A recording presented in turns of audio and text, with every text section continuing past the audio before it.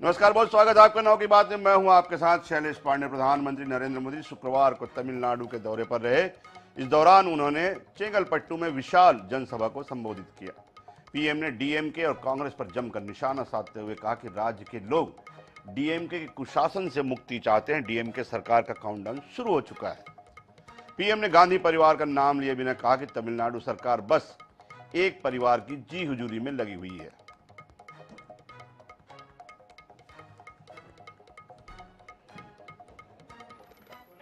कि तमिलनाडु अब चेंज के लिए तैयार है।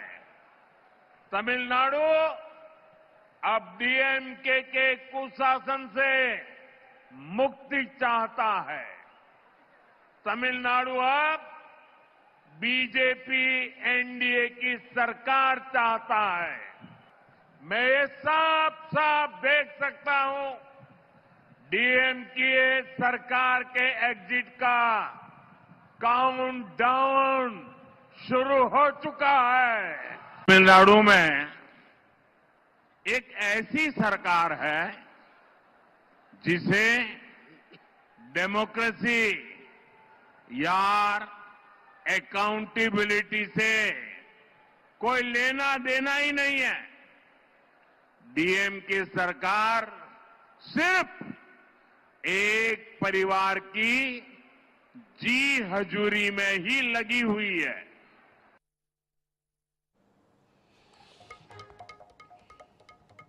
प्रयागराज माघ मेले में 5 दिन से धरने पर बैठे स्वामी अविमुक्तेश्वरानंद की तबीयत बिगड़ गई है। उन्हें तेज बुखार है। शिष्यों ने बताया कि अविमुक्तेश्वरानंद सुबह से वैनिटी वैन में थे और दोपहर को बाहर आए। बसंत पंचमी पर उन्होंने संगम स्नान भी नहीं किया। स्वामी जी मौनी अमावस्या यानी 18 जनवरी को हुए बवाल के बाद शिविर के बाहर ही पालकी पर धरने पर बैठे हुए थे। शिष्यों का कहना है कि सर्दी के कारण उनकी तबीयत बिगड़ गई है। इधर माघ मेला प्रशासन से शंकराचार्य विवाद पर उनका टकराव खत्म नहीं हो रहा है। स्वामी ने कल कहा था कि जब तक प्रशासन माफी नहीं मांगता तब तक मैं स्नान नहीं करूंगा। प्रशासन नोटिस खेल रहा है। अभी मेरा मौनी अमावस्या का स्नान नहीं हुआ है तो मैं वसंत का स्नान कैसे कर लूं। हालांकि 2 नोटिस भेजने के बाद प्रशासनिक अफसर इस पूरे मामले पर चुप्पी साधे बैठे हैं। और आपको बता दें कि अविमुक्तेश्वरानंद माघ मेले में 1.25 लाख मिट्टी के शिवलिंग स्थापित करने के लिए लगाए थे। हालांकि मौनी अमावस्या को लेकर विवाद के बाद शिवलिंग को स्थापित नहीं कर पाए। वहीं उत्तर प्रदेश के डिप्टी सीएम केशव मौर्य ने कहा है कि शंकराचार्य से प्रार्थना है कि वे स्नान कर विवाद को खत्म करें। कुल मिलाकर कहा जा सकता है फिलहाल तो शंकराचार्य और माघ मेले प्रशासन के बीच विवाद खत्म होता नहीं दिख रहा है।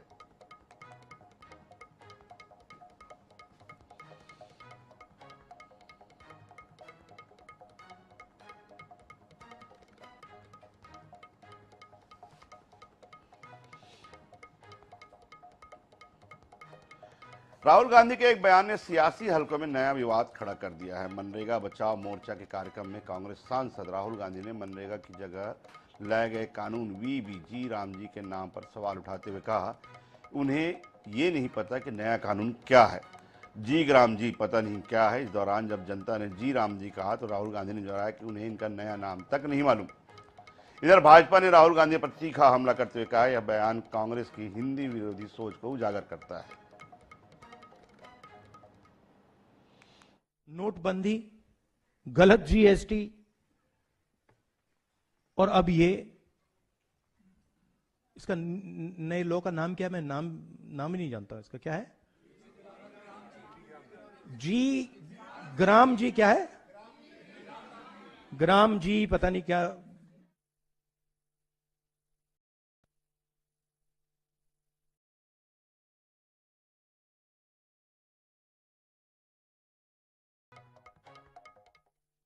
और जब जब सनातन और प्रभु राम का जिक्र आता है तो राहुल गांधी को बहुत बैर होता है। तो क्या ये इटली के संस्कार है या इस देश के बहुसंख्यक मतदाताओं को निरंतर अपमानित करने का जो कांग्रेस प्रयास करती है उसका एक सिलसिला है? राहुल गांधी समेत जो अन्य नेता हैं उस पर जरूर बताना चाहिए कि आखिर उनको प्रभु राम से आपत्ति। मध्य प्रदेश के धार की भोजशाला परिसर में मां वाग्देवी के तैल चित्र को लेकर शोभा यात्रा पहुंच गई है। साथ ही शांतिपूर्ण तरीके से नमाज भी अदा कर दी गई। भारी सुरक्षा के बीच लगातार स्थिति पर पुलिस नजर बनाए हुए रखे है।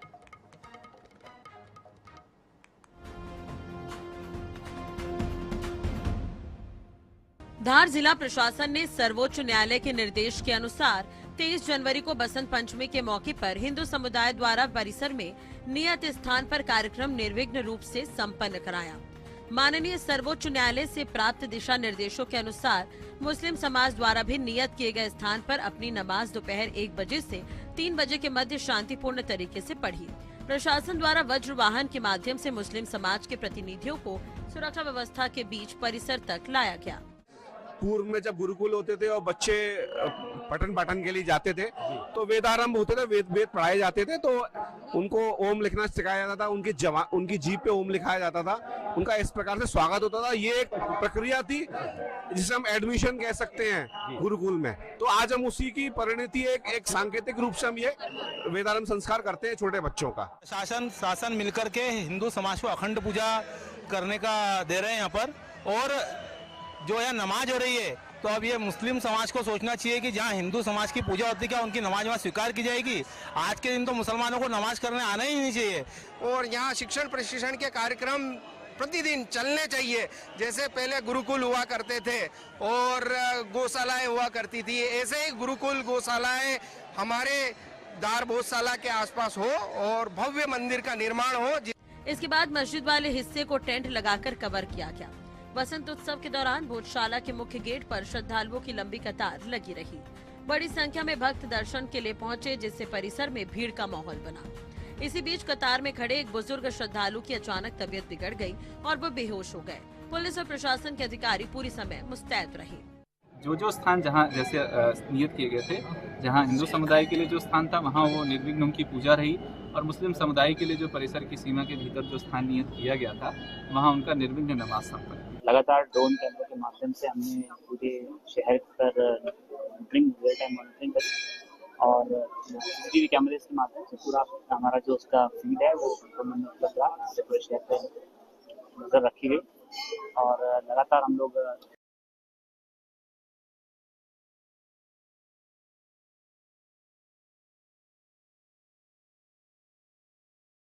और एलर्टनेस के साथ हम लोग संपर्क करा शांतिपूर्वक कार्यक्रम।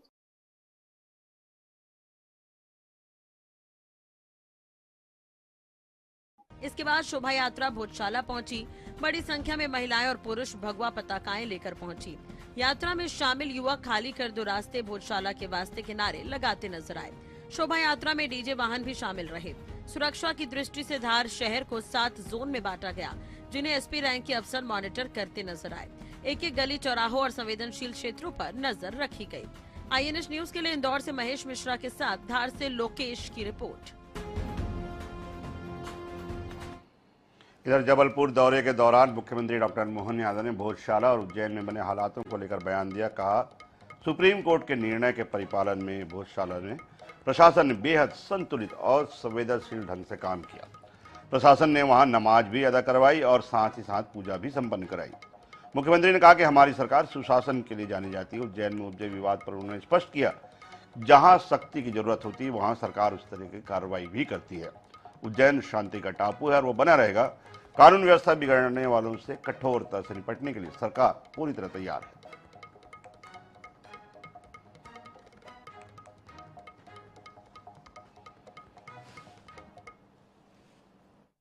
भोजशाला में सुप्रीम कोर्ट के निर्णय के परिपालन में हमारे प्रशासन ने बहुत अच्छा काम किया है। हमने निर्बाध रूप से पूजा भी रखी और सरकार को जो सुप्रीम कोर्ट के निर्णय के परिप्रेक्ष्य में नमाज कराने का भी जो निर्देश जारी था, मुझे अधिकारियों ने बताया कि हमने नमाज भी वहाँ उसी सुप्रीम कोर्ट के गार्डन्स में कराया। उज्जैन में तनाव है, देखिए ऐसा है कि लगातार हमारी सरकार सुशासन के लिए जानी जाती है। जहाँ व्यवस्थाओं में कई ढिलाई होती है हम कड़ाई से पेश आते। मुझे इस बात का संतोष है, मध्य प्रदेश शांति का टापू है और यहाँ हम किसी प्रकार की कोई संभावनाओं पे कोई राज्य की शांति भंग करेगा, हम कठोरता से निपटने में सक्षम भी। मध्य प्रदेश के मुख्यमंत्री डॉक्टर मोहन यादव अपनी दावोस यात्रा से वापस लौट चुके हैं। यहाँ वर्ल्ड इकोनॉमिक फोरम की बैठकों और चर्चाओं में वे शामिल हुए। अब सवाल यह है कि दावोस दौरे का प्रदेश में क्या सकारात्मक असर दिखेगा। क्या मध्य प्रदेश में निवेश के लिए सरकार माहौल बना सकी है? आखिर यहाँ से क्या हासिल हुआ, देखिए एक रिपोर्ट। दावोस में मध्य प्रदेश की दहाड़। मुख्यमंत्री डॉक्टर मोहन यादव की वैश्विक निवेशकों से मुलाकात। निवेश की संभावनाओं पर हुआ संवाद। यूएई की डीपी वर्ल्ड कंपनी निवेश को तैयार। मालदीव से साझेदारी की बात। अपनी दावोस यात्रा में मुख्यमंत्री ने निवेश के लिए जो माहौल तैयार किया है, उसकी चर्चा अब जोरों शोरों से होने लगी है। पहले तो रीजनल इंडस्ट्री कॉन्क्लेव के लिए उनकी तारीफ होती थी, लेकिन अब वर्ल्ड इकोनॉमिक फोरम तक वो मध्य प्रदेश का विजन लेकर गए हैं। मध्य प्रदेश की तो आप देखिएगा कि सबसे तेज गति से इन्वेस्टमेंट करने वाले राज्यों में से अब मध्य प्रदेश हो गया, जो 3 प्रमुख राज्य हैं जिन्होंने अपनी तेज गति से आर्थिक गति बढ़ाई है। और उसी प्रकार से आप देखिए, सबसे युवा देश की अगर श्रेणी में लेंगे तो मध्य प्रदेश हमारा देश का तीसरा युवा राज्य है। और इसी प्रकार से हमारे इन सारे प्रयासों के बलबूते पर बेरोजगारी की दर से 1% से हमारे आसपास आई है। दावोस में वर्ल्ड इकोनॉमिक फोरम के पहले दिन 19 जनवरी को मध्य प्रदेश ने नवाचार और विकास के एजेंडे पर अपनी सशक्त उपस्थिति दर्ज कराई। वहीं दूसरे दिन 20 जनवरी को मध्य प्रदेश ने वैश्विक निवेश और प्रौद्योगिकी मंच पर अपनी उपस्थिति दर्ज कराई। लेकिन फिर भी सरकार के कामकाज से विपक्ष संतुष्ट नहीं दिख रहा। मुख्यमंत्री के दौरे पर कांग्रेस नेता सवाल उठा रहे हैं। 22 वर्षों से मध्य प्रदेश में भाजपा की सरकार है और इस बीच इन्वेस्टर समिट के नाम पर कहीं ग्लोबल इन्वेस्टर समिट, कहीं इन्वेस्टर समिट, कहीं क्षेत्रीय divisional investor summit, regional investor summit के नाम पर इन्होंने टैक्स पेयर के पैसे को बंदरबाट किया है। और नतीजा क्या निकला है? बिल्कुल सिफर रहा है। मैं नहीं समझता हूं कि किसी भी तरह के अगर वो आए होते, इनके पास इन्वेस्टमेंट, लोगों ने फैक्ट्रियां लगाई होती, तो ऐसा ना होता कि मध्य प्रदेश के लोगों को रोजगार न मिलता। मोहन सरकार ने दावोस में राज्य में एग्रीकल्चर पोल्ट्री के क्षेत्र में बेहतर हुई संभावनाओं से भी दुनिया को रूबरू कराया। यहाँ मुख्यमंत्री कहते दिखे कि मध्य प्रदेश के पास पर्याप्त लैंड बैंक है, पर्याप्त बिजली है, ट्रांसपोर्टेशन के मामले में भी ये राज्य भारत के मध्य में स्थित होने के कारण अनुकूल है। अब कई क्षेत्रों के निवेशक मध्य प्रदेश का रुख कर रहे हैं। मध्य प्रदेश सबसे तेज गति से औद्योगिक विकास करने वाला राज्य बना है। देश के 3 प्रमुख राज्यों ने औद्योगिक गति को बढ़ाया है, उनमें मध्य प्रदेश सबसे युवा राज्य है। Bureau report, INS 24/7 Bhopal. बात करते छत्तीसगढ़ की। राजधानी रायपुर में पुलिस कमिश्नर प्रणाली लागू कर दी गई है। आज से डॉक्टर संजीव शुक्ला वरिष्ठ IPS रायपुर के पहले पुलिस कमिश्नर बनाए गए हैं। उन्होंने अपना कामकाज संभालते ही बैठकों का दौर भी शुरू किया और अपनी प्राथमिकताएं भी स्पष्ट कर दी है। पुलिस कमिश्नरेट सिस्टम लागू तो हो गया है, लेकिन कई सवाल भी सिस्टम को लेकर उठ रहे हैं। देखिए एक रिपोर्ट।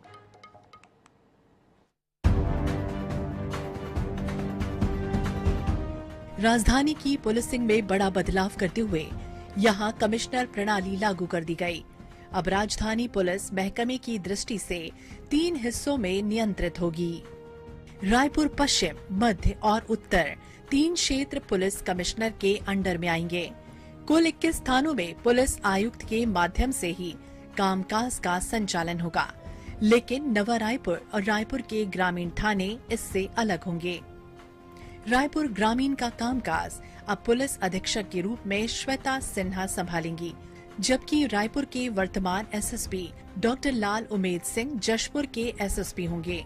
रायपुर में पुलिस कमिश्नरी प्रणाली लागू करने के पहले माना जा रहा था कि नवा रायपुर और ग्रामीण हिस्सों को भी इसकी जद में लाया जाएगा, लेकिन अंतिम समय तक ये बदलाव नहीं किया जा सका। अब सिर्फ 21 थाने ही पुलिस कमिश्नर के भीतर होंगे। यही वजह है कि सवाल उठाए जा रहे हैं कि इससे बड़ा क्षेत्र तो नवा रायपुर और ग्रामीण हिस्सों में होगा। ऐसे में रायपुर में कमिश्नरी के औचित्य पर भी सवाल उठाए जा रहे हैं। दूसरी ओर पुलिस कमिश्नर के रूप में कामकाज संभालने के बाद डॉक्टर संजीव शुक्ला ने कानून व्यवस्था, अपराध नियंत्रण और ट्रैफिक व्यवस्था में सुधार को अपनी प्राथमिकता करार दिया है। जो पुलिस की टीम यहाँ लगाई गई है वो बहुत ही अच्छे अधिकारी लगाए गए हैं और सभी अधिकारी अनुभवी भी हैं और उत्साही भी हैं, और ये पहले भी जहाँ जहाँ पदस्थ रहे इन्होंने अच्छा काम किया है। तो टीम वर्क के रूप में हम लोग काम करेंगे और जो राजधानी के कार्य होते हैं, चाहे वो यातायात से संबंधित हो, चाहे लॉ एंड ऑर्डर से संबंधित हो, चाहे VIP सिक्योरिटी से संबंधित हो, चाहे अपराध नियंत्रण से संबंधित हो, सब में अपनी पूरी क्षमता, पूरी योग्यता और पूरे अनुभव का लाभ उठाते हुए हम लोग जो सर्वोत्तम हो सकता है वैसा काम करने की कोशिश करें। रायपुर में पुलिस कमिश्नरी लागू होने के साथ साथ ये माना जा रहा था कि इसकी जद में नवा रायपुर और ग्रामीण थाने भी आएंगे, लेकिन फिलहाल 21 थाने ही कमिश्नर की जद में आएंगे। ऐसे में कमिश्नरी के छोटे क्षेत्र को लेकर तो सवाल उठ ही रहा है। कमिश्नर को मिलने वाले अधिकारों को लेकर भी प्रश्न खड़े हो रहे हैं। हालांकि देखने वाली बात ये होगी कि नई व्यवस्था से अपराध नियंत्रण और कानून व्यवस्था की स्थिति पर कितना असर पड़ता है। INH 24/7 के लिए रायपुर से गौरव शर्मा की रिपोर्ट। छत्तीसगढ़ के धमतरी जिले में नक्सलियों का सरेंडर हुआ है। यहाँ नक्सलियों के DVCM, ACM कमांडर जैसे बड़े कैडर के नक्सलियों ने पुलिस के सामने हथियार डाले हैं। सरेंडर करने वाले नक्सलियों में 7 महिलाएं, 2 पुरुष नक्सली शामिल हैं। ये सभी नक्सली लंबे समय से सीता नदी थाना क्षेत्र में सक्रिय थे। नक्सलियों के खिलाफ प्रदेश में जबरदस्त अभियान चलाया जा रहा है। इसी के अभियान के तहत नक्सली या तो मारे जा रहे हैं या फिर सरेंडर करने को मजबूर है। अब तक कई बड़े कैडर के नक्सली सरेंडर कर चुके हैं और मारे भी गए हैं। ऐसे में बचे हुए नक्सली भी सरेंडर को मजबूर हो रहे हैं। नक्सलियों ने 5 ऑटोमेटिक राइफल, जिसमें 2 SLR, 2 इंसॉस और 1 कार्बाइन भी शामिल है, और साथ ही 1 भरमार बंदूक जिसमें 50 जिंदा कारतूस के साथ सरेंडर किया। इसके अलावा वॉकी टॉकी, रेडियो, टैब भी नक्सलियों ने पुलिस को सौंपे हैं। आत्मसमर्पण करने वाले नक्सलियों में DVCM Jyoti Usha, DVCM technical Ramdas A, LOS commander Roni Uma, Sitanadi area committee commander Niranjan ACM भी शामिल हैं।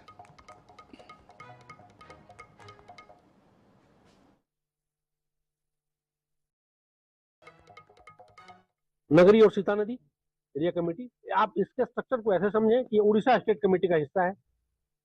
उड़ीसा स्टेट कमेटी में बहुत सारे डिविजन्स में से एक DGN जो है, धमतरी गरियाबंद नुआपाड़ा डिवीजन का एक जिला था धमतरी हमारे भाषा में। यहाँ पे नक्सलियों के 2 एरिया कमेटी थी। उसके साथ साथ कुछ LOS LGS भी पहले चला करते थे। तो सबने आज आत्मसमर्पण किया जितने बचे हुए। डिवीजन कमेटी सदस्य गोबरा सीता नदी एरिया इंचार्ज। 5 तारीख में मुठभेड़ भी हमारे ऊपर हो गई। उस मुठभेड़ में हमारे साथी घायल हो गई।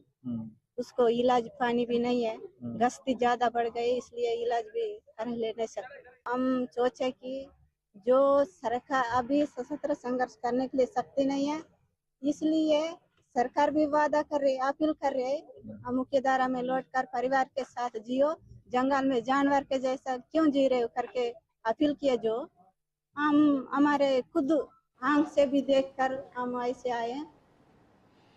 बात करते हैं INH हरिभूमि के कार्यक्रम जिला संवाद की। एक ही मंच पर जुटेंगे राजनीति के धुरंधर, पक्ष और विपक्ष के दिग्गज नेताओं का जमावड़ा होगा।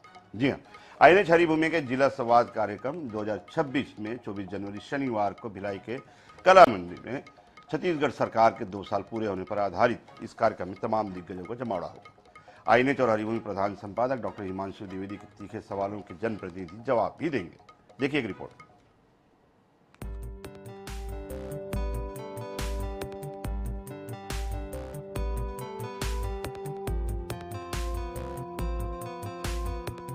भिलाई के कला मंदिर सेक्टर 6 में आयोजित संवाद 2026 को लेकर तैयारियां पूरी हो चुकी हैं। कार्यक्रम के मुख्य अतिथि स्कूल शिक्षा, ग्रामोद्योग और विधि विधायी मंत्री गजेंद्र यादव होंगे। इसके अलावा सांसद विजय बघेल, पूर्व विधानसभा अध्यक्ष प्रेम प्रकाश पांडे, पूर्व गृह मंत्री ताम्रध्वज साहू, विधायक रिकेश सेन, विधायक देवेंद्र यादव, विधायक ललित चंद्राकर, विधायक डोमनलाल कुरसेवाड़ा, राकेश पांडे, अध्यक्ष खादी एवं ग्रामोद्योग, महापौर भिलाई नीरज पाल, महापौर दुर्ग अलका वाघमले के साथ जिले के कलेक्टर, SP और प्रतिष्ठित नागरिकों की मौजूदगी में यहां पे कार्यक्रम संपन्न होगा। कार्यक्रम का मुख्य उद्देश्य राजनीतिक मतभेदों से ऊपर उठकर दुर्ग जिले से जुड़े ज्वलंत मुद्दों पर खुलकर संवाद करना है।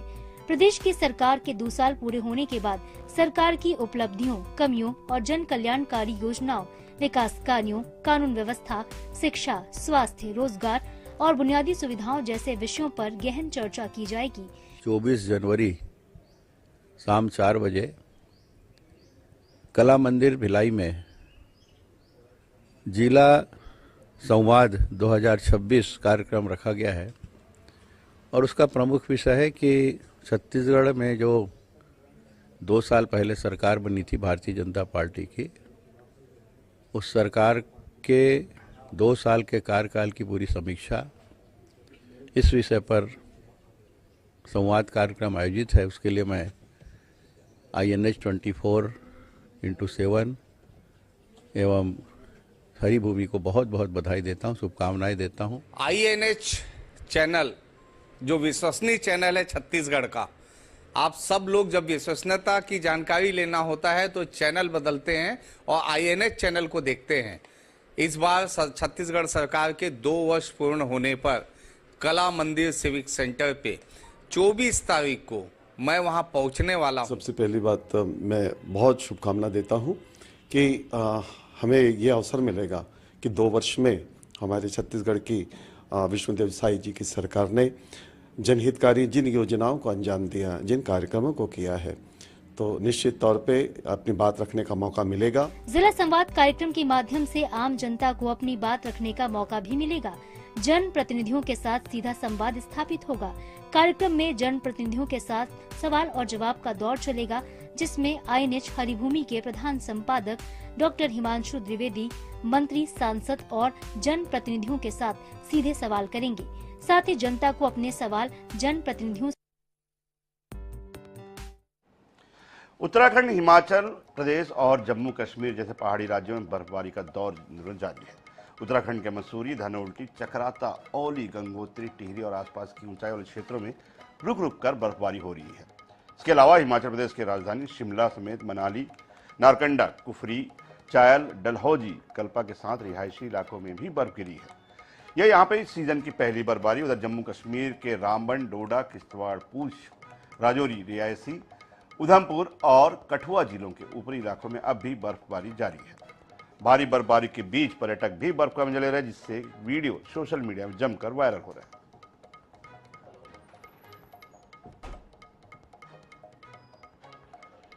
तो 5 तस्वीरें आप देख सकते हैं इस समय जम्मू कश्मीर और हिमाचल के। ये 5 तस्वीरें आपके सामने हैं, जिसमें बर्फबारी का दौर अभी भी जारी है। लगातार बर्फबारी हो रही है और पर्यटकों इसका जमकर लुत्फ भी उठा रहे हैं। पर्यटक तमाम क्षेत्रों में, हिमाचल में खास तौर पर पहली बार बर्फबारी हुई है। वहीं कश्मीर में लगातार पिछले कुछ दिनों से बर्फबारी का सीजन जो है वो चल रहा है।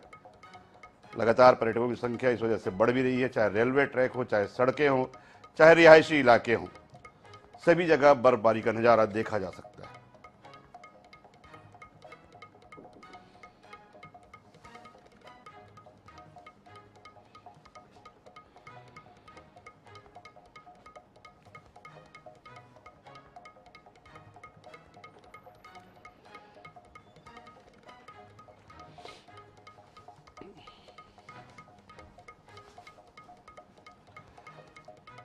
और इस बुलेटिन में फिलहाल खबरों में इतना ही, लेकिन लगातार खबरों का सिलसिला INH 24x7 पर जारी है। आप कहीं जाइएगा मत, बने रहिए।